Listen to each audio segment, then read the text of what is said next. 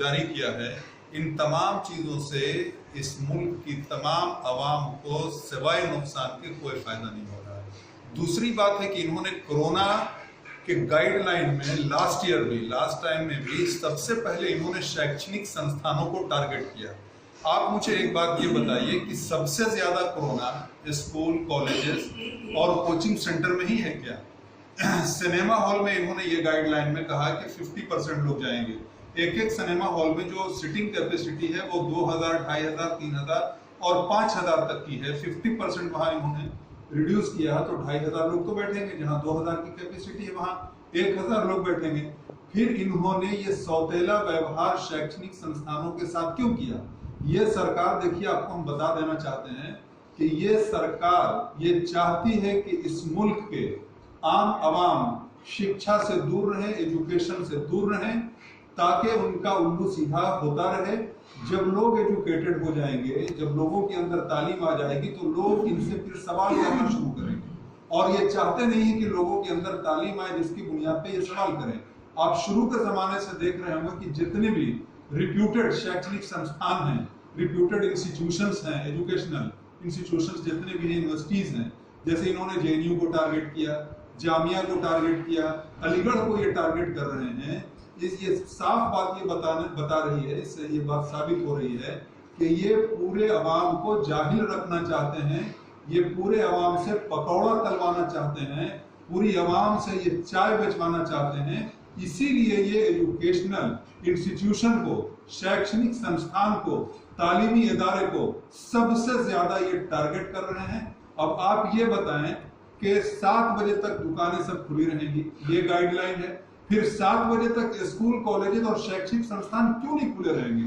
उसके बारे में इन्होंने क्यों नहीं ये गाइडलाइन लाया कि भाई 50% स्टूडेंट्स आएंगे कोचिंग में, 50% स्टूडेंट्स आएंगे कॉलेजेस में, 50% स्टूडेंट्स आएंगे स्कूल्स में? ऐसा उन्होंने क्यों नहीं किया? एकदम कंप्लीट बंद करो, मतलब पूरी आवाम को जाहिल बना के रख दो हिंदुस्तान के, ताकि ये हुकूमत से कोई सवाल नहीं करे। इनको सबसे बड़ा प्रॉब्लम यही है कि जब इनसे सवाल किया जाता है और ये सवाल का जवाब देने में असमर्थ रहते हैं, उसके बाद ये टारगेट करते हैं कि जितने लोग इनसे सवाल कर रहे हैं ये सारे लोग वेल क्वालिफाइड हैं, क्योंकि जो आदमी जाहिल रहेगा, जिसको कुछ पता नहीं, तो सवाल क्या करेगा? और इसीलिए बौखलाते हैं, इसीलिए यूनिवर्सिटीज को टारगेट कर रहे हैं। सेंट्रल यूनिवर्सिटीज जितनी है, एजुकेशनल इंस्टीट्यूशन जितने हैं, देखिए ये बिल्कुल अवाम के हक के में नहीं है ये फैसला, ये अवाम के खिलाफ फैसला है, ये उनके हित में नहीं रहता है।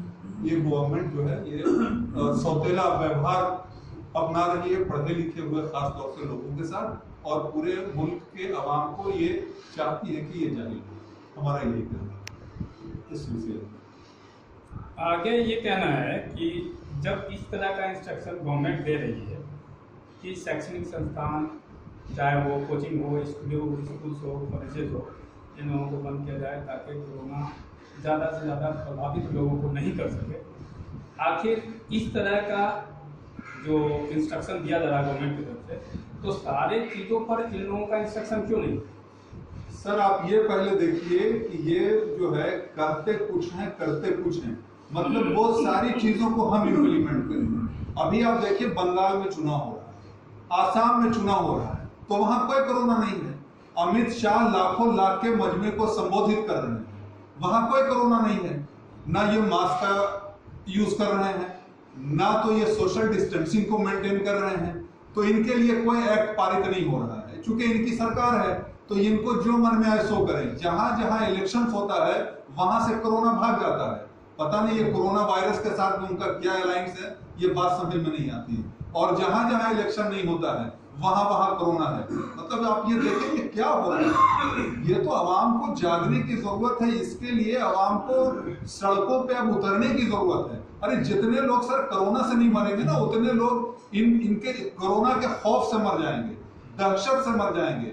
ये जो बेकारी होगी, इस बेकारी की वजह से मर जाएंगे। लास्ट ईयर क्या हुआ, कितने लोगों ने दम तोड़ दिया रास्ते में अपने वतन लौटने के दौरान, रेलवे स्टेशन के ऊपर। इन्होंने देखिए कोई भी फैसला आज तक हित में लिया है। नोटबंदी किया, कितने बुजुर्ग महिलाओं का और मर्दों का और औरतों का डेथ हो गया, कितने लोगों ने जो है दम तोड़ दिया, कितने लोगों की जानें चली गई।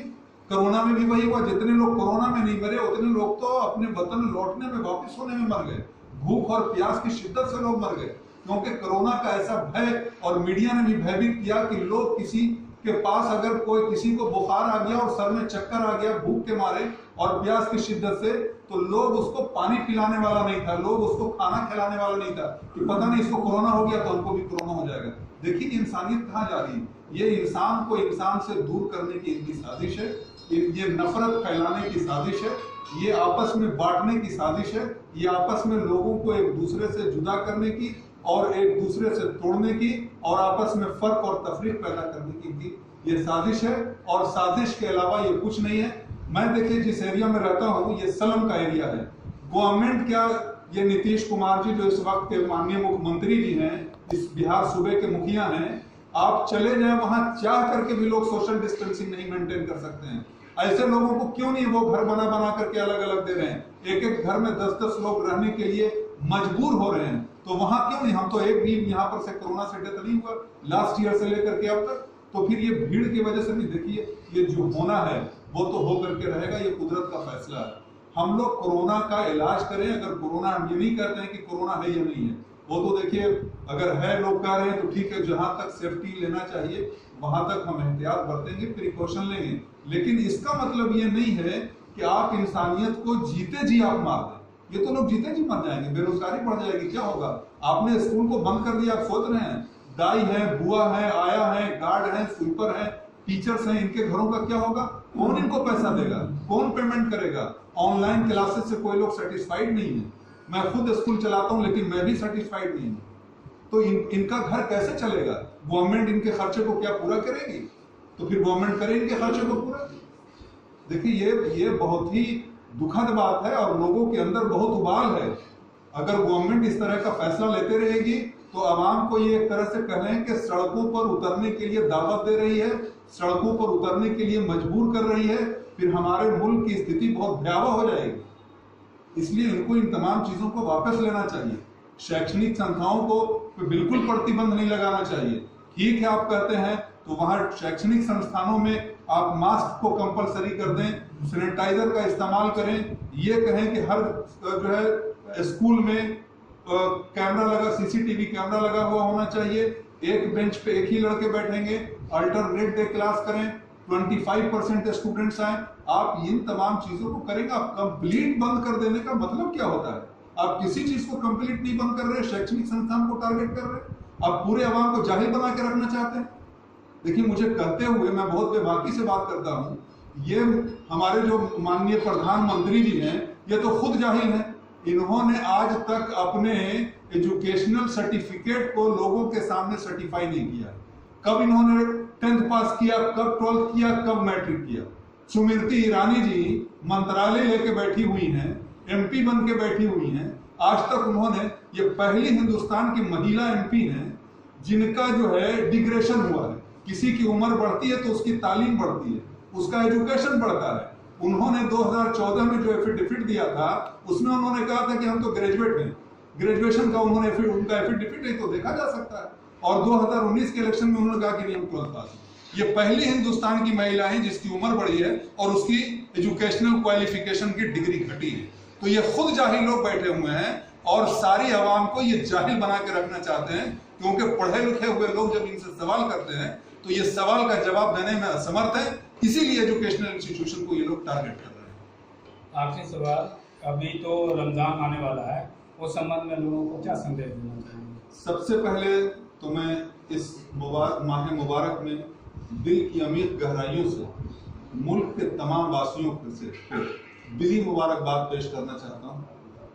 मैं चाहता हूँ, अल्लाह से दुआ भी करता हूँ कि ये माह मुबारक में दुआएं बहुत कबूल होती हैं। सारे मुसलमान भाइयों से, बहनों से ये दरख्वास्त है कि खूब दुआएं करें कि हमारे मुल्क से ही नहीं बल्कि पूरी दुनिया से ये महामारी ख़त्म हो जाए, ये एपिडेमिक ख़त्म हो जाए, ताकि इंसानियत चैन की सांस ले सके और खुशो-खुर्रम ज़िंदगी गुजार सके। तमाम बीमारियों से सब लोगों को शिफा मिल जाए, तमाम बीमारियों से सब लोगों को राहत मिले।